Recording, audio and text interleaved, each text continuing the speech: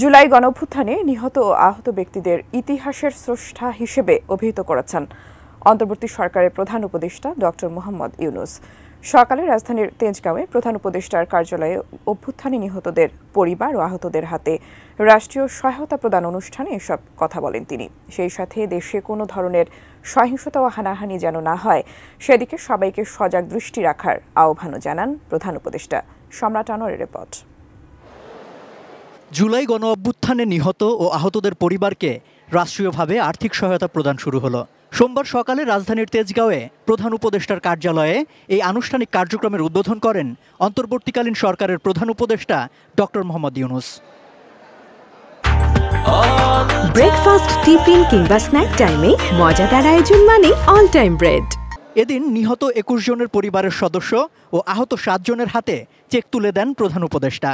শোনেন হতাহতদের পরিবারের কথা, যারা হত্যাকাণ্ডের বিচার, রাষ্ট্রীয় সম্মাননা, আর্থিক সহযোগিতা ও পুনর্বাসন সহ বিভিন্ন বিষয় তুলে ধরেন। জুলাইয়ের অভিজ্ঞতা বর্ণনা করতে গিয়ে কেউ কেউ কান্নায়ও ভেঙে পড়েন।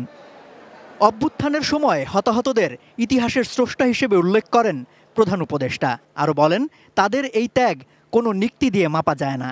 আপনি ইতিহাসের স্রষ্টা, ইতিহাসের স্রষ্টাকে সাধারণ মাপকাঠি দিয়ে, টাকা পয়সা দিয়ে হয় না। যে জাতি ইতিহাসকে স্মরণ করতে পারে না সে জাতির ভবিষ্যৎ নেই। আপনারা হলেন সেই জ্বলন্ত জীবন্ত ইতিহাস। সব হত্যাকাণ্ড ও গুম খুনের বিচার হবে উল্লেখ করে সুবিচার করতে গিয়ে তাড়াহুড়োয় যাতে কোনো অবিচার না হয় সে ব্যাপারে সতর্ক থাকার আহ্বানও জানান প্রধান উপদেষ্টা। অবিচার যেন না হয়। আমরা অবিচারের বিরুদ্ধে দাঁড়িয়েছিলাম বলেই আজকে এই সংগ্রাম হয়েছে, এই আত্মত্যাগ হয়েছে। আর আমরা যদি অবিচারে নেমে যাই তাহলে তাদের আর আমাদের তফাৎ হলো কি? আমরা অবিচারে নামবো না। সরকারের সিদ্ধান্ত অনুযায়ী জুলাই অভ্যুত্থানে নিহতরা জুলাই শহীদ নামে অভিহিত হবেন, আহতরা অভিহিত হবেন জুলাই যোদ্ধা নামে। প্রতিটি শহীদ পরিবার এককালীন পাবেন ৩০ লাখ টাকার আর্থিক সহায়তা। এর মধ্যে ২০২৪-২৫ অর্থ বছরে জাতীয় সঞ্চয়পত্রের মাধ্যমে ১০ লাখ টাকা এবং ২০২৫-২৬ অর্থ বছরে জাতীয় সঞ্চয়পত্রের মাধ্যমে ২০ লাখ টাকা সহায়তা দেওয়া হবে। পাশাপাশি প্রত্যেক শহীদ পরিবারকে মাসে ২০,০০০ টাকা ভাতা দেওয়া হবে। শহীদ পরিবারের কর্মক্ষম সদস্যরা সরকারি ও আধা সরকারি চাকরিতে পাবেন অগ্রাধিকার।